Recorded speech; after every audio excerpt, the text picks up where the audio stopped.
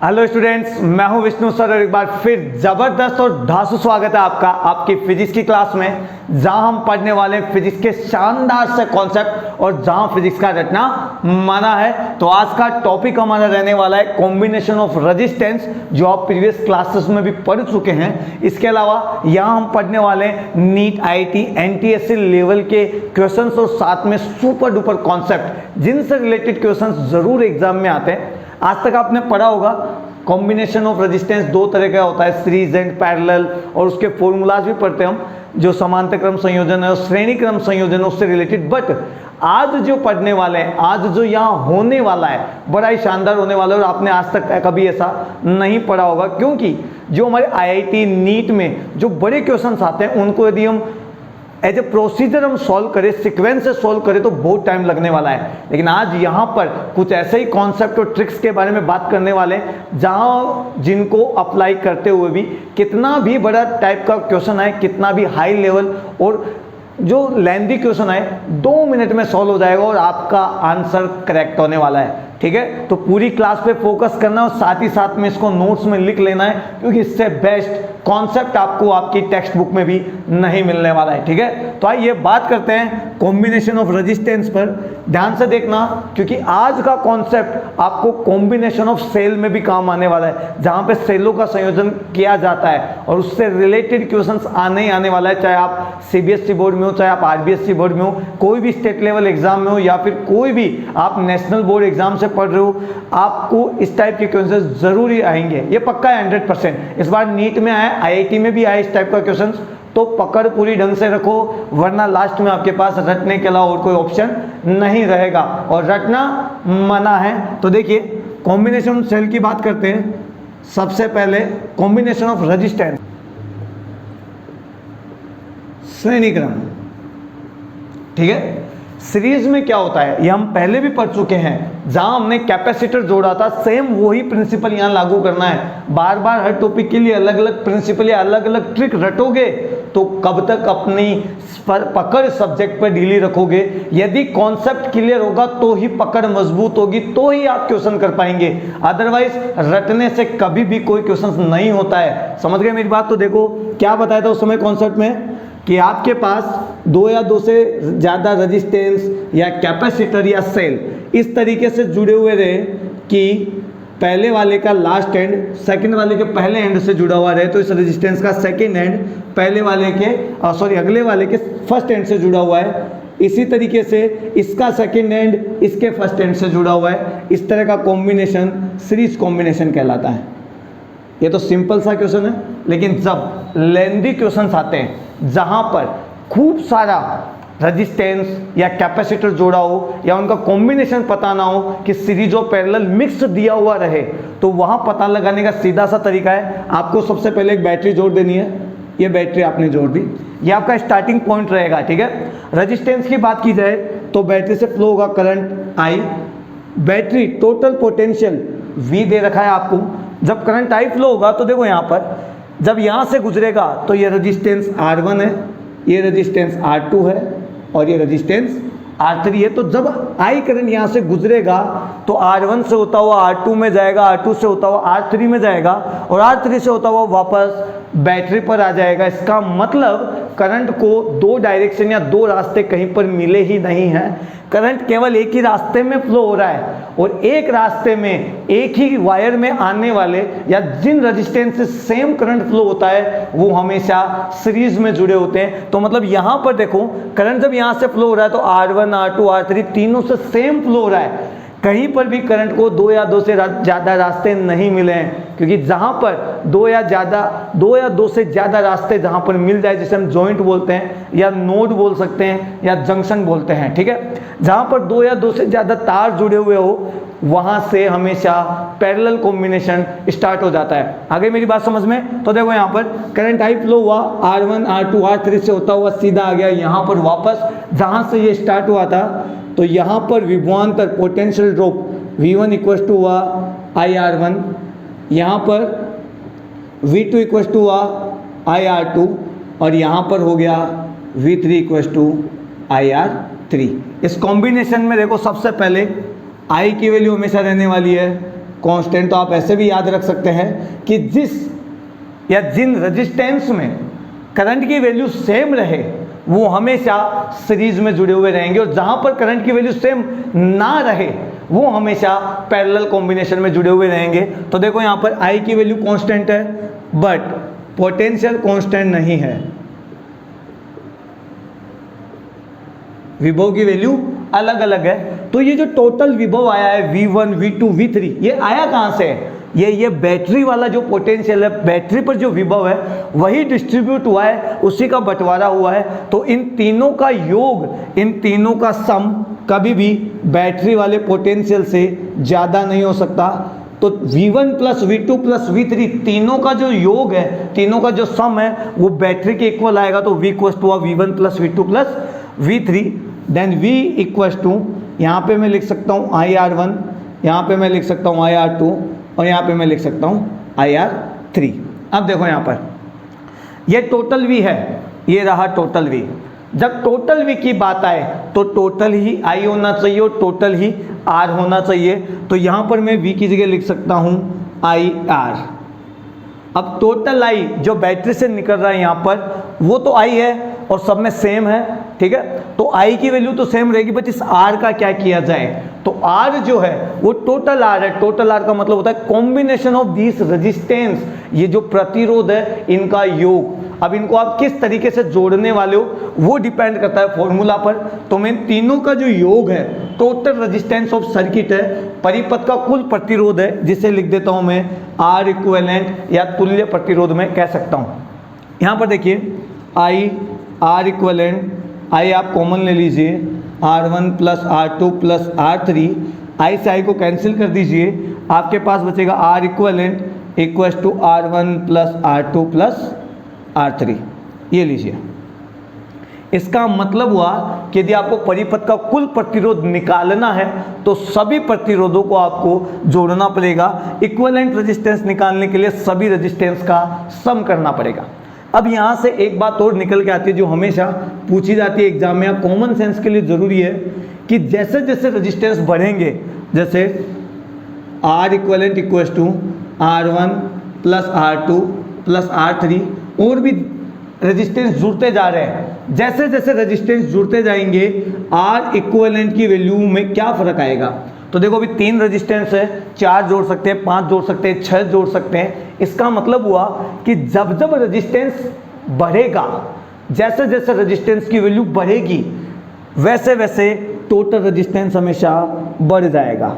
ये ध्यान रखना, R इक्विवेलेंट की वैल्यू बढ़ जाएगी। और जब रेजिस्टेंस बढ़ता है तो V इक्वल्स टू होता है IR, तो I इक्वल्स टू हो जाएगा V अपॉन R।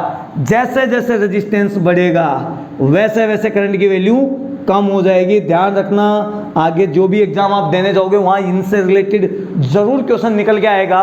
तो जैसे जैसे रेजिस्टेंस की वैल्यू बढ़ेगी वैसे वैसे करंट की वैल्यू क्या हो जाएगी? वैसे वैसे करंट की वैल्यू कम हो जाएगी। सॉरी, रेजिस्टेंस बढ़ेगा, करंट की वैल्यू कम हो जाएगी। और जैसे जैसे करंट की वैल्यू कम होती जाएगी एक टाइम ऐसा आएगा कि आपका रेजिस्टेंस इनफाइनाइट हो जाएगा और करंट की वैल्यू 0 हो जाएगी। आगे मेरी बात समझ में? इसीलिए हम हमारे घरों के अंदर कभी भी सीरीज कॉम्बिनेशन यूज़ नहीं करते, क्योंकि जैसे जैसे आप मशीनें यूज़ करते जाओगे, आज फ्रिज किया है, कल कूलर यूज़ किया है, फिर नई नई बल्ब, पंखा, मतलब बहुत कुछ आप धीरे धीरे लाने वाले हो घर में, और धीरे धीरे उन्हें यूज़ करते जाओगे तो रेजिस्टेंस बढ़ता जाएगा और एक कंडीशन ऐसी आएगी कि रेजिस्टेंस इनफाइनाइट हो जाएगा, जहाँ पर करंट की वैल्यू 0 होने वाली है। और करंट 0 हो गया तो सर्किट में कभी भी करंट फ्लो नहीं होगा। और हाँ, हाई रेजिस्टेंस की वजह से हीट प्रोड्यूस होगी और आपके वायर जल के खराब हो जाएंगे। तो हमारे घरों में हम कभी भी सीरीज कॉम्बिनेशन यूज़ नहीं करते हैं। आगे मेरी बात समझ में?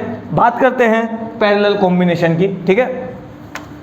इसके बाद कुछ और इम्पोर्टेंट और मस्त कॉन्सेप्ट डिस्कस करने वाले हैं, तो थोड़ा सा ध्यान रखना, इसका नोटबुक में ढंग से लिख लेना, बड़ी काम की चीज़ है ये।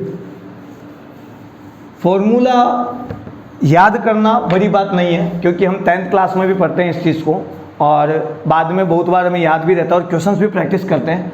बट इन फॉर्मूलाज को लेंदी क्वेश्चंस और कॉम्प्लिकेटेड क्वेश्चंस में किस तरीके से यूज किया जाता है, वो बात है यहाँ से, वो आना चाहिए। यदि वो नहीं आया तो ये समझ लीजिए कि आपके क्वेश्चन पेपर में जो क्वेश्चंस आने वाले हैं, जो कॉम्प्लिकेटेड होते हैं, देखने में, समझने में और करने में बड़े आसान होते हैं, लेकिन हमको फर्स्ट स्टेप ही पता नहीं लगते कि उनको काम में ले कैसे, और वहीं पर हम मात खा जाते हैं और बड़ा आसान सा, बड़ा छोटा सा क्वेश्चन हम छोड़ कर आ जाते हैं। ठीक है, छोड़ना नहीं है। ठीक है, तो आइए बात करते हैं अब पैरेलल कॉम्बिनेशन की।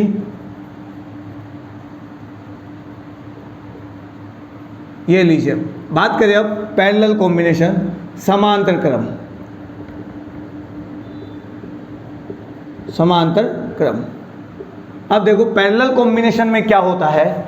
पैरेलल कॉम्बिनेशन में सभी रेजिस्टेंस का एक एंड बैटरी के प्लस से और सेकंड वाला एंड यानी दूसरा एंड हमेशा बैटरी के माइनस से जुड़ा होता है। तो देखो यहाँ पर ये हमारे सभी रेजिस्टेंस, इनका एक एंड बैटरी के प्लस से जुड़ा हुआ रहेगा और सेकंड एंड यहाँ पर बैटरी के माइनस से जुड़ा हुआ रहेगा। तो हम कह सकते हैं सभी रेजिस्टेंस का एक सिरा पॉजिटिव से जुड़ा होता है, दूसरा वाला सिरा नेगेटिव से जुड़ा होता है, और बैटरी पर मैं लगा देता हूँ पोटेंशियल V। मैं आपको पहले भी बता चुका हूँ कि यदि आपको बैटरी नहीं जोड़ी हुई दी रहे और जिन दो पॉइंट्स के बीच में इक्विवेलेंट रेजिस्टेंस यानी R तुल्य निकालने की बात की जाए, तो आपको उन दोनों पॉइंट्स के बीच में हमेशा बैटरी जोड़ देनी है। जैसे यहाँ पर R इक्विवेलेंट यानी तुल्य प्रतिरोध निकालना है A और B के बीच में, तो मैंने यहाँ पर बैटरी भी जोड़ दी है। ठीक है, यहाँ पर रेजिस्टेंस है R1, यहाँ पर रेजिस्टेंस है R2 एंड रेजिस्टेंस है R3। देखो यहाँ पर ये जो पॉजिटिव और नेगेटिव एंड है, इनके बीच में पोटेंशियल यानी विभवांतर कितना है, V। यदि मैं इन वायर को छोटा करते जाऊं, या ये समझ लो कि ये जो प्लस है ये यहाँ पर जुड़ा हुआ है A पॉइंट से, तो A पॉइंट पर विभव यानी पोटेंशियल हो जाएगा प्लस, और माइनस वाला B से जुड़ा हुआ है तो यहाँ पर हो जाएगा माइनस। अब यहाँ से ध्यान से देखना, प्लस और माइनस के बीच में पोटेंशियल यानी विभव है V, तो यहाँ पर ये जो A प्लस का और B माइनस का है, इनके बीच में भी पोटेंशियल यानी विभव होगा V। अब ये जो A और B है इसके बीच में जुड़ा हुआ है R1, तो यहाँ पर भी विभव हो जाएगा V। यहाँ पे R2 भी जुड़ा हुआ है तो यहाँ पर भी विभव हो जाएगा V, और यहाँ पर R3 भी जुड़ा हुआ है तो यहाँ पर विभव हो जाएगा V। इसका मतलब इस कॉम्बिनेशन में V हमेशा कांस्टेंट रहने वाला है, हमेशा V की वैल्यू क्या रहने वाली है, सेम रहने वाली है। तो जहां या जिन रेजिस्टेंस पर पोटेंशियल सेम रहे वहां पर हमेशा कॉम्बिनेशन पैरेलल कॉम्बिनेशन रहने वाला है। लेकिन आप ये ना पता कर पाए तो अपना देसी तरीका यूज कर सकते हो, सबसे बेस्ट है। देखो बैटरी का पॉजिटिव है, यहां से करंट जाएगा I, करंट यहां से होता हुआ जैसे ही पॉइंट A पर पहुंचा, इसको तीन रास्ते मिले, एक R1 वाला, एक R2 वाला और एक R3 वाला।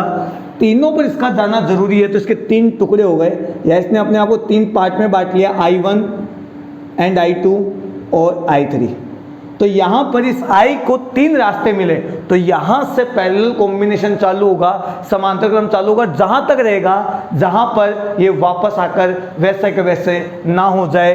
तो देखो I1 यहाँ से होता हुआ बिंदु B पर जा रहा है, ये I2 भी होता हुआ यहाँ से बिंदु B पर जा रहा है, और ये I3 भी होता हुआ पॉइंट B पर जा रहा है। तो यहाँ पर ये तीनों मिल रहे हैं, तो पॉइंट A और पॉइंट B के बीच में हमेशा कॉम्बिनेशन रहेगा। कौन सा, समांतर क्रम संयोजन, पैरेलल कॉम्बिनेशन रहने वाला है। पैरेलल कॉम्बिनेशन में पोटेंशियल सेम रहने वाला है और करंट की वैल्यू सेम नहीं रहने वाली। तो करंट की वैल्यू सेम नहीं रहेगी तो I इक्वल हो जाएगा I1 plus I2 plus I3, क्योंकि I के कितने टुकड़े हो गए, तीन टुकड़े हो गए। अब देखो बात करते हैं I1 की। यहाँ पर विभव यानी पोटेंशियल V है, तो मैं लिख सकता हूँ V/R, लेकिन रेजिस्टेंस R1 है तो मैंने लिख दिया यहाँ पर R1।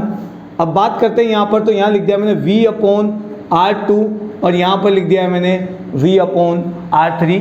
I की बात की जाए तो टोटल करंट है ये, और टोटल करंट के लिए टोटल वोल्टेज होना चाहिए, तो टोटल वोल्टेज हमारे पास V ही है, तो मैं यहाँ लिख देता हूँ V।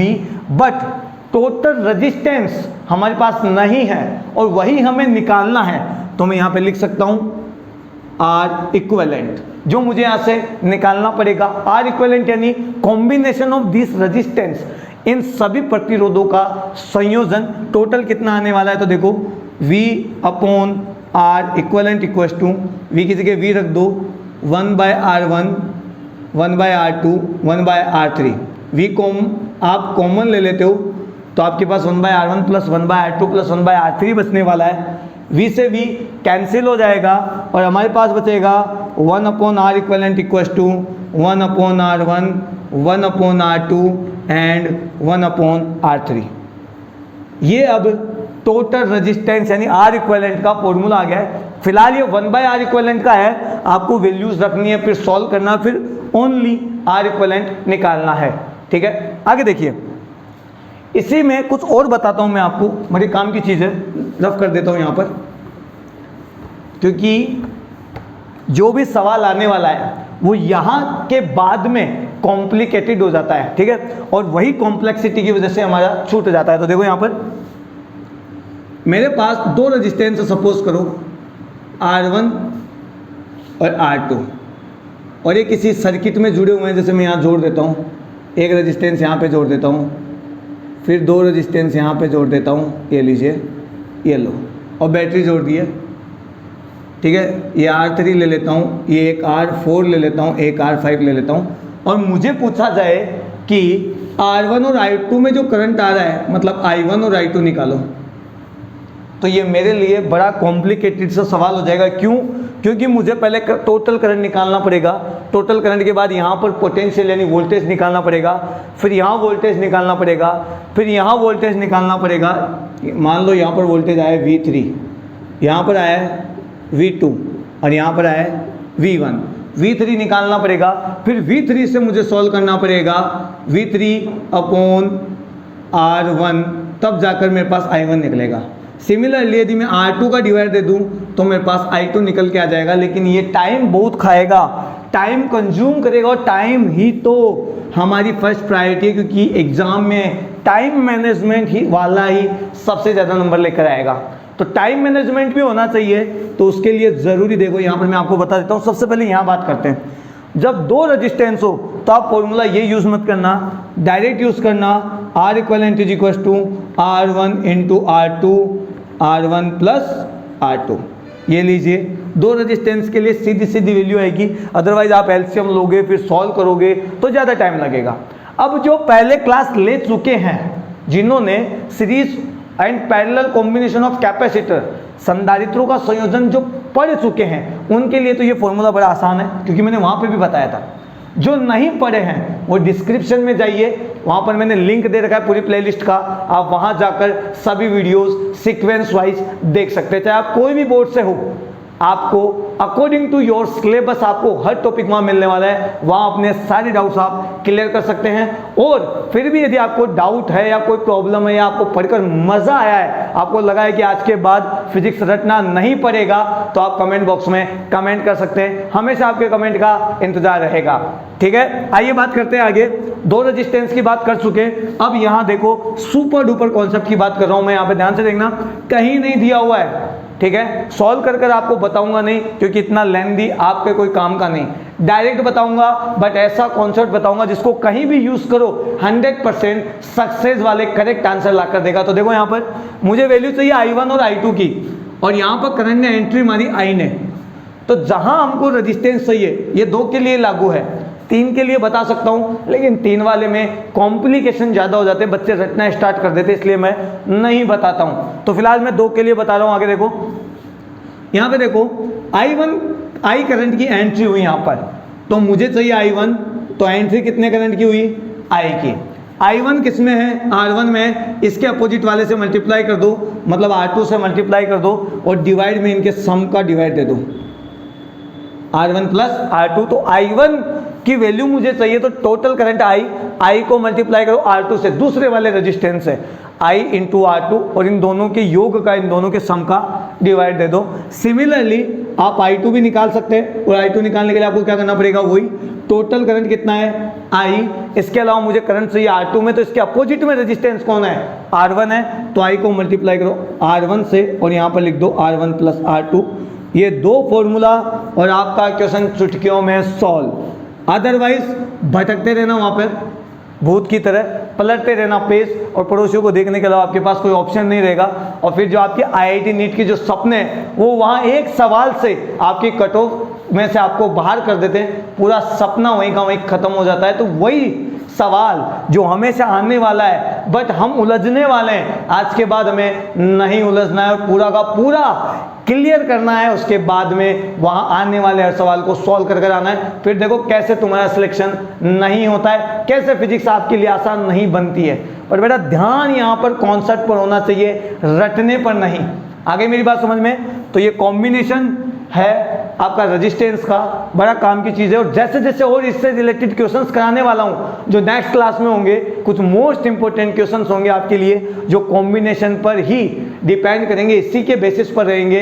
और उस सवाल जो आ चुके हैं एग्जाम में आपके IIT, NEET, NTSC, 12th board, CBSE, आपके स्टेट लेवल एग्जाम में भी आ चुके हैं, वही क्वेश्चंस हम अगली क्लास में डिस्कस करेंगे। तो उससे पहले आपके ये कॉन्सेप्ट क्लियर होने चाहिए। आगे मेरी बात समझ में? ठीक है, यही टॉपिक क्लियर है। अब मैं कुछ और बताने वाला हूं। देखो, जो कभी एग्जाम में पूछा नहीं जाता, बट जो भी सवाल बनेगा, जो भी प्रैक्टिकल बनेगा, वो इसी पर बेस्ड होगा। और वो चीज क्या है? देखो, सबसे पहले आज तक हम जो पढ़ते हैं सेल, ये लो, ठीक है। सेल होते क्या है? सबसे पहली बात जो आपको वाइवा में पूछी जाती है, सेल। तो मैं यहां पे लिख देता हूं, device which convert chemical energy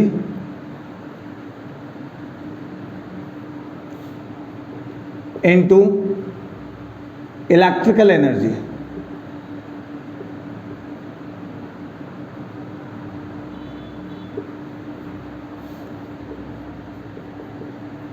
ऐसी युक्ति जो रासायनिक ऊर्जा को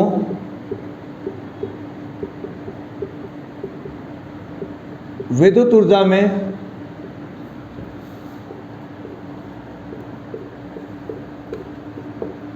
रूपांतरित करती है, जो केमिकल एनर्जी को इलेक्ट्रिकल एनर्जी में बदल दे, उसे ही हम सेल या बैटरी बोलते हैं। बैटरी में 2 या 2 से ज़्यादा सेल लगे होते हैं, ठीक है। तो सेल हमेशा केमिकल एनर्जी को इलेक्ट्रिकल एनर्जी में बदलता है, सीधी सी बात है। आगे मेरी बात समझ में? सेल हमेशा 2 तरह के होते हैं। पहला प्राइमरी सेल और दूसरा सेकेंडरी सेल। प्राइमरी सेल यानी प्राथमिक सेल, प्राथमिक सेल, और एक होता है द्वितीयक सेल। प्राथमिक सेल वो होते हैं जिनको एक बार यदि आपने जिंदगी में बना लिया तो उसको कभी चार्ज नहीं कर सकते, दोबारा काम में नहीं ले सकते। तो मैं यहां पे लिख देता हूं नॉट चार्जेबल, चार्ज नहीं हो सकते।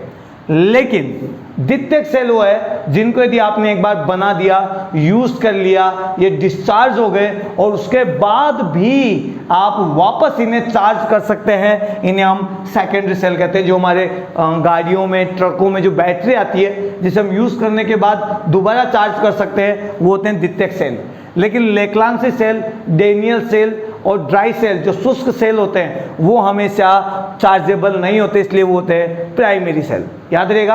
अब अधिकतर बच्चों को ये बात पता भी होगी, लेकिन मेरा मोटो इनको पढ़ाने का नहीं है। जो मैं बताने वाला हूं वो देखो, यहां पर समझा रहा हूं मैं। यहां पर एक सेल होता है, उसमें हमेशा अंदर इलेक्ट्रोलाइट भरा होता है, मतलब केमिकल भरा होता है, विद्युत अपघट्य पदार्थ भरा होता है। तो देखो यहां पर 2 नोड होते हैं, पॉजिटिव नोड और नेगेटिव नोड। 2 टर्मिनल होते हैं, प्लस और माइनस, और अंदर हम मटेरियल जो भी इलेक्ट्रोलाइट वो भर के रखते हैं।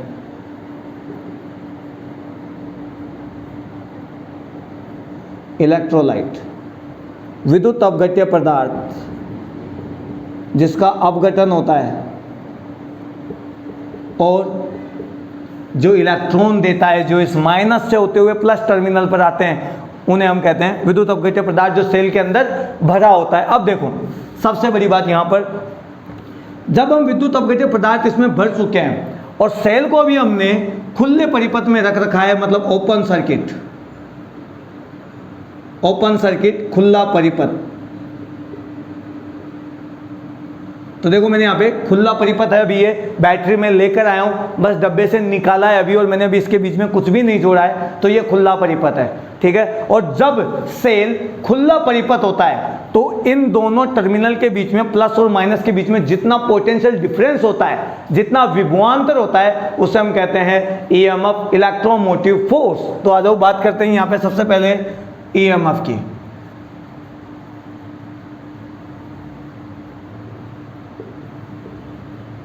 इलेक्ट्रोमोटिव फोर्स, विद्युत वाहक बल।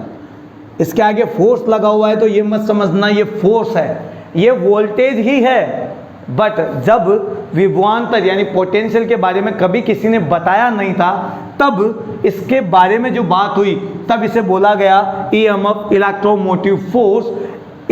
इस रेजिस्टेंस जो ये दे रहा है, फिलहाल अभी ये ओपन सर्किट में है तो रेजिस्टेंस को मेरी ना मानूं, फिर भी ओपन सर्किट है, कोई वायर नहीं जुड़ा हुआ है। जब वायर नहीं जुड़ा हुआ है तो इसका मतलब करंट फ्लो नहीं हो रहा है। आ गई मेरी बात समझ में? तो जो कंडीशन है जब करंट फ्लो नहीं हो रहा है, ओपन सर्किट है, तो उस समय जो भी पोटेंशियल डिफरेंस होगा, जो भी विभवांतर होगा, वो कहलाएगा ईएमएफ, इलेक्ट्रोमोटिव फोर्स। तो मैं यहाँ पे लिख देता हूं, when cell is in open circuit, then potential difference between two terminal of cell is called EMF. जब सेल खुले परिपथ में हो,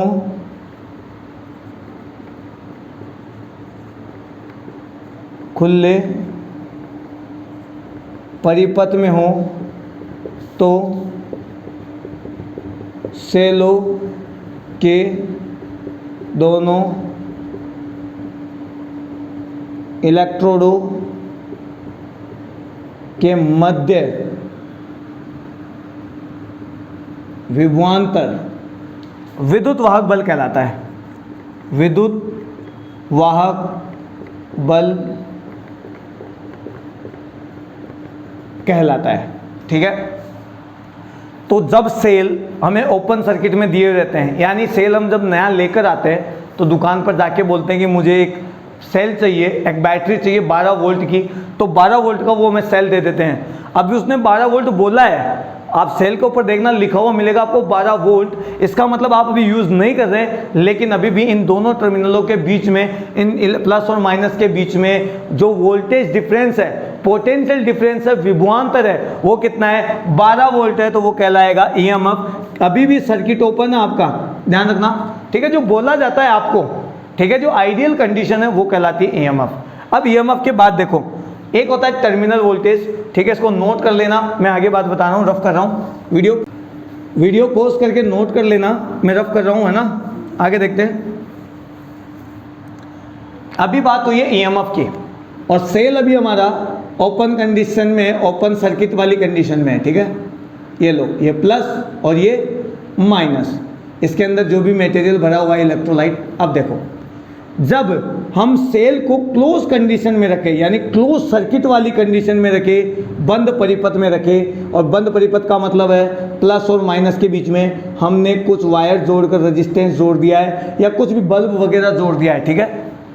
अब हम सेल को काम में ले रहे हैं, और जब हम सेल को काम में लेते हैं यानी क्लोज सर्किट में होता है, तो क्या क्या होता है? देखो यहाँ पर, देखो जैसे ही हम इसको क्लोज सर्किट में रखते हैं, इसके जो इलेक्ट्रॉन है, इलेक्ट्रोलाइट के इलेक्ट्रॉन, वो नेगेटिव से होते हुए पॉजिटिव की ओर भागना चालू कर देते हैं। तो पहले वो नेगेटिव टर्मिनल पे जाते हैं, यहाँ से होते हुए कहाँ पर आ जाते हैं? पॉजिटिव टर्मिनल की ओर आ जाते हैं, ठीक है। जब ये इलेक्ट्रॉन भागते हैं, यहाँ पर नेगेटिव होते हैं इलेक्ट्रॉन, तो नेगेटिव चार्ज जब इस नेगेटिव टर्मिनल के साइड होता हुआ पॉजिटिव की ओर साइड जाता है, तो पॉजिटिव चार्ज भी तो इधर से होता हुआ इधर जाता है। भाई इसके अंदर जो आप इलेक्ट्रोलाइट यूज करते हो, जो मटेरियल यूज करते हो, वो दो पार्ट में डिवाइड हो जाता है, एक प्लस वाले में और एक माइनस वाले में। धनायन और ऋणायन, नेगेटिव आयंस और पॉजिटिव आयंस में। नेगेटिव आयंस इस नेगेटिव टर्मिनल से होते हुए पॉजिटिव टर्मिनल की ओर जाते हैं और पॉजिटिव आयंस इस पॉजिटिव टर्मिनल से नेगेटिव टर्मिनल की ओर जाते हैं। तो जब इलेक्ट्रॉन फ्लो होकर यहाँ आते हैं तो जो करंट फ्लो होता है इस मटेरियल के अंदर से, जो करंट फ्लो होता है, तो मटेरियल क्या करता है, रेजिस्टेंस प्रोवाइड करता है। मटेरियल के मॉलिक्यूल्स, जो विद्युत अपघट्य पदार्थ, उसके जो अणु हैं, उनसे इनकी टकराहट होती है इन इलेक्ट्रॉनों की, और जब ये टकराते हैं अंदर तो रेजिस्टेंस पैदा होता है, करंट आसानी से फ्लो नहीं हो सकता है। ठीक है, तो जब भी आप सेल को क्लोज सर्किट में रखते हो, बंद परिपथ में लेते हो, आप जब उसे यूज करते हो तो यूज करने पर इस वायर में, इस सर्किट में करंट तो फ्लो होता है, लेकिन जब ये करंट फ्लो होता है, ये जो विद्युत धारा प्रवाहित होती है, तो अंदर जो विद्युत अपघट्य पदार्थ है वो आसानी से करंट को फ्लो नहीं होने देता इस सेल में, और जब वो आसानी से फ्लो नहीं होने देता तो वो सामने से फोर्स लगाता है। फोर्स लगाता है मतलब रेजिस्टेंस प्रोवाइड करता है, प्रतिरोध देता है। तो जो प्रतिरोध सेल के अंदर पैदा होता है, जो हमें नहीं दिखता है, उसको हम बोलते हैं इंटरनल रेजिस्टेंस।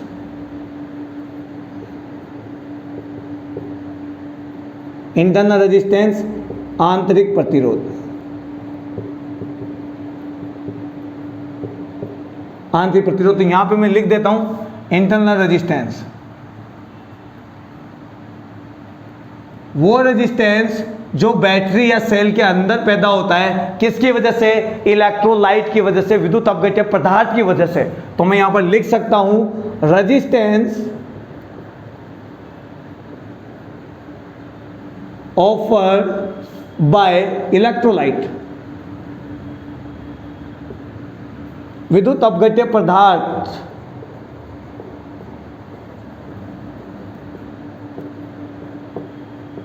विद्युत अपघट्य पदार्थ द्वारा धारा प्रवाह में उत्पन्न अवरोध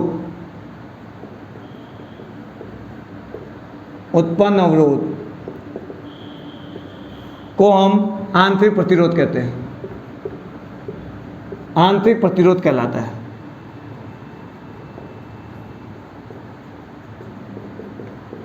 आंतरिक इसलिए क्योंकि सेल के अंदर होता है, हमें दिखता नहीं है। ठीक है, और जब हमें दिखता ही नहीं है तो हम कभी भी इसे, याद रखना, हम कभी भी इसे कॉम्बिनेशन में नहीं लेते। आर इक्विवेलेंट में कभी भी इसके बारे में जिक्र नहीं होता। टोटल रेजिस्टेंस में होगा, बट आर इक्विवेलेंट में इसको कभी भी नहीं लिया जाएगा। तो ध्यान रखना, इसे हमेशा स्मॉल आर से लिखते हैं। किससे लिखते हैं, स्मॉल आर से। तो इसे प्रदर्शित करते हैं हम स्मॉल आर से। और आर इक्विवेलेंट जब आप निकालोगे, तुल्य प्रतिरोध निकालोगे, जहां पे वायर्स का कॉम्बिनेशन होगा, जहां पर वायर्स का रेजिस्टेंस होगा, वहां कभी भी इंटरनल रेजिस्टेंस नहीं जोड़ा जाएगा। तो मैं लिख देता हूं आर इक्विवेलेंट में स्मॉल आर को नहीं लेते, कभी भी आर इक्विवेलेंट में स्मॉल आर की वैल्यू को नहीं लेंगे हम। आगे मेरी बात समझ में, आगे देखना आप। इंटरनल रेजिस्टेंस हो गया, पहले हमारे को एक वोल्टेज मिला जिसको हम ईएमएफ बोलते हैं। उसके बाद में हमने वायर लगाया, वायर लगाते करंट फ्लो हुआ, और करंट फ्लो होते ही यहाँ पर रेजिस्टेंस आ गया। और रेजिस्टेंस जहाँ पर होता है वहाँ पर हमेशा पोटेंशियल ड्रॉप यानी विभव पतन होता है, और विभव पतन V इक्वल टू हो जाएगा IR। तो कुछ वोल्टेज यहाँ अंदर का अंदर ही खत्म हो जाएगा। अब बैटरी वालों ने हमें बोला कि आपको 12 वोल्ट मिलने वाला है, लेकिन कुछ voltage I into small r तो अंदर ही खत्म हो गया, तो हमें खत्म होने के बाद जो बच गया है वो मिलने वाला है, उसे हम कहते हैं टर्मिनल वोल्टेज। तो मैं यहां लिख देता हूं टर्मिनल वोल्टेज, यानी टर्मिनल वोल्टा। ये लीजिए, तो यहां लिख देता हूं मैं, when cell is in close condition,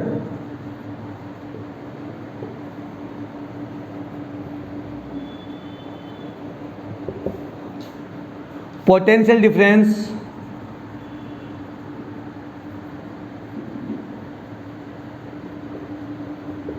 between electrodes is called terminal voltage। Terminal voltage, ठीक है। जब सेल बंद परिपथ में हो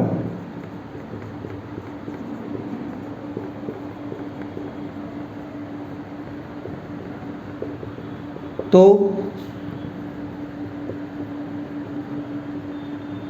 इलेक्ट्रोडों के मध्य विभवांतर, इलेक्ट्रोडों के मध्य विभवांतर को टर्मिनल वोल्टा कहते हैं।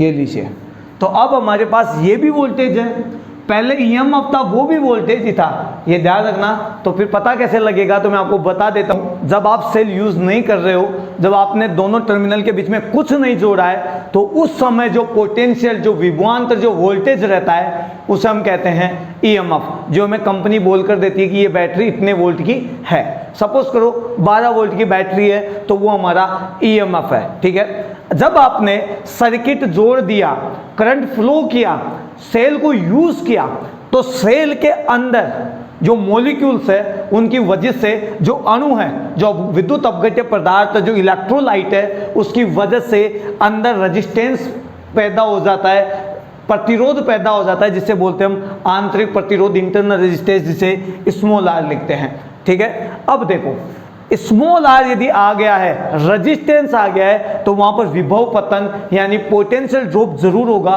तो कुछ वोल्टेज, जो मैं 12 वोल्ट बोला गया ना, उसमें से कुछ वोल्टेज तो अंदर ही खर्च हो गया है, I × R अंदर ही खर्च हो गया, और जो 12 वोल्ट में अंदर खर्च हो गया है, उसके अलावा जो बचा है वो अब हमें मिलेगा यहाँ पर, जहाँ हमें अपना जो भी काम में लेना है हम उसे काम में ले सकते हैं। तो जब सर्किट क्लोज होता है, जब बंद परिपथ होता है, जब आप सेल को काम में ले रहे होते हो, तो जो भी यहाँ पर विभवांतर मिलता है, जो वोल्टेज आपको मिलता है, वो कहलाता है टर्मिनल वोल्टेज। क्या कहलाता है? टर्मिनल वोल्टेज, याद रहेगा, ठीक है। अब यहाँ पर बात करते हैं हम, ध्यान से देखना।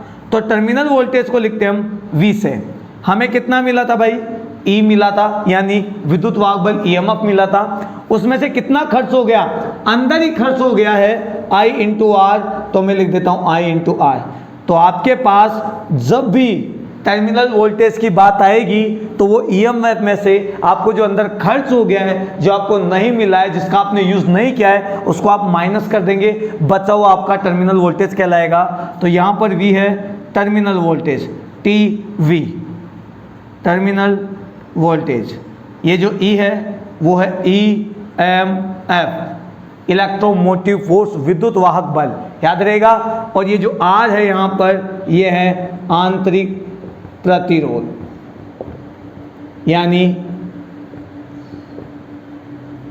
इंटरनल रेजिस्टेंस, ठीक है। ये तब कंडीशन है जब सेल डिस्चार्ज हो रहा हो।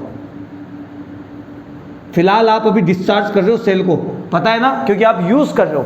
बाहर आपने बल्ब लगा रखा है, सपोज करो ये बल्ब ही है येलो, तो बल्ब जल रहा है अभी, तो बल्ब जल रहा है मतलब सेल डिस्चार्ज हो रहा है, और डिस्चार्जिंग की कंडीशन में V = होता है E - IR, ठीक है। लेकिन सवाल बनेगा चार्जिंग कंडीशन, तो मैं इसको रफ कर रहा हूं, ये बात ध्यान रखना। स्मॉल आर को आप R इक्विवेलेंट में नहीं लोगे, लेकिन जब आप कुल प्रतिरोध निकालोगे, टोटल रेजिस्टेंस, तो आपको स्मॉल आर को भी लिखना पड़ेगा, ठीक है। मैं क्वेश्चन कराऊंगा ऐसा, वहां हम बात करेंगे इस बारे में। तो देखिए, यहीं रफ कर देता हूं मैं। जब आप चार्ज करते हो, यह बैटरी है, ये प्लस है, ये माइनस, और आपने बाहर से करंट ला रखा है इसको चार्ज करने के लिए। जब आप चार्ज करते हो, तो हमेशा बैटरी का जितना EMF है उससे ज़्यादा वोल्टेज आपको लगाना पड़ता है, क्योंकि करंट हमेशा होता है ज़्यादा वोल्टेज से कम वोल्टेज के साइड में आता है। करंट हमेशा high potential to low potential flow होता है करंट। तो जितना इसका EMF है उससे ज़्यादा आपको वोल्टेज लगाना पड़ेगा। तो जो आपका टर्मिनल वोल्टेज है V, वो हमेशा हो जाएगा E + IR। ये हमेशा चार्जिंग की कंडीशन में होता है। तो जब आप चार्ज कर रहे होते हो, तो V = होता है E + IR। तो इस कंडीशन में टर्मिनल वोल्टेज हमेशा EMF से ज़्यादा होता है। और जब आप डिस्चार्ज करते हो, जो आप जनरली करते ही हो, उस समय टर्मिनल वोल्टेज हमेशा EMF से कम होता है, ठीक है। दोनों फॉर्मूला याद रख लेना, बहुत ही ज़रूरी है। मैं आपको एक बार और समझा देता हूँ कि सपोज करो आप एक मेमोरी कार्ड खरीदने जाते हो, सब यूज़ करते हैं, अपने मोबाइल फ़ोन यूज़ करते हैं, सबके घर में मेमोरी कार्ड या फिर पेन ड्राइव सब यूज़ करते हैं। तो आपके फ़ोन की बात की जाए और यदि आपको बोला जाए कि फ़ोन का इंटरनल स्पेस, अंदर की जो मेमोरी है वो 32 GB है, कितनी है? 32 GB। ये कंपनी वालों ने बोला है आपको, तो जो कंपनी वालों ने आपको बोला है वो होता है EMF। मैं इसको वोल्टेज में मानूं तो ये जो 32 GB या वोल्ट हुआ, 32 वोल्ट, ये आपका EMF हो गया है, ठीक है। बैटरी वालों ने भी ऐसे ही बोल के भेजा होता है आपको कि इतना मिलेगा, लेकिन ये बात हमको पता है कि 32 GB कभी नहीं मिलता, लगभग 27 से 28 GB ही हमें यूज़ करने को मिलता है। जो हमें मिलता है यानी टर्मिनल वोल्टेज कहलाता है, टर्मिनल वोल्टेज, टर्मिनल वोल्टेज ये हमें मिला है। 32 GB बोला, 27 GB काम में ले सकते, तो 5 GB गया कहाँ? 5 GB अपने अंदर के अंदर ही खत्म हो गया। जैसे सेल के अंदर ही कुछ अंदर ऐसी रिएक्शंस होती है, या कह दो कि अंदर जो मटेरियल होता है वो करंट फ्लो होने नहीं देता, तो वो रेजिस्टेंस प्रोवाइड करवाता है, उससे बोलते हैं हम इंटरनल रेजिस्टेंस। वो जो 5 GB खर्च है उधर खर्च हो जाता है। तो फ़ोन में भी ऐसा ही होता है, फ़ोन के अंदर जो सॉफ्टवेयर्स डले होते हैं, फ़ोन के अंदर जो इनको ड्राइवर्स चाहिए होते हैं, वो सब अपना स्पेस घेर कर रखते हैं और वो 5 GB वो यूज़ कर लेते हैं, ठीक है, जो हमें नहीं मिलता है, ठीक है। हमारे लिए तो बेकार हुआ, हमारे लिए तो रेजिस्टेंस ही हुआ, ठीक है। सेम थिंग यहाँ बैटरी के साथ होती है। आपको 32 वोल्ट की बैटरी बोली जाएगी, ये EMF है, मतलब जब आप सेल को यूज़ नहीं करो तब। लेकिन आपको तो सेल को यूज़ करना है, तो यूज़ करना है तो आपको मिलेगा 27 वोल्ट, और 5 वोल्ट अंदर ही खर्च हो जाएगा। किसकी वजह से? आंतरिक प्रतिरोध, इंटरनल रेजिस्टेंस की वजह से, जिसका फॉर्मूला होगा I/r, ठीक है। ये हमें दिखता ही नहीं है, हमें दिखता नहीं तो हमें मिलता भी नहीं, ठीक है। लेकिन करंट फ्लो जब भी करोगे ये जरूर आपको मिलने वाला है। जब आपको दिख नहीं रहा है तो आप R इक्विवेलेंट में नहीं लेंगे इसे। तो यदि आपको R इक्विवेलेंट लेना है तो ओनली वायर्स का रेजिस्टेंस लेने वाले आप, सभी तारों का प्रतिरोधी आप जोड़ेंगे।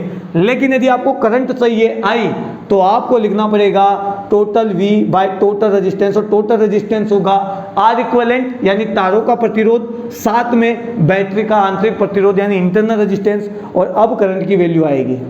याद रखना, दोनों बातें ध्यान रखना, तभी आपका क्वेश्चन सोल्व होगा, नहीं तो सोल्व नहीं होगा, ठीक है। तो हो गई आज की क्लास मज़ेदार, कुछ स्पेशल कॉन्सेप्ट सीखने को मिला, क्योंकि ये सब चीज़ें हमें कहीं पर भी नहीं मिलती है, बस डायरेक्ट क्वेश्चंस पूछे जाते हैं, ठीक है। और हमें समझ में नहीं आता तो हम केवल रटते जाते, और रटना नहीं है, ठीक है। तो आज के बाद कभी भी रटना नहीं है।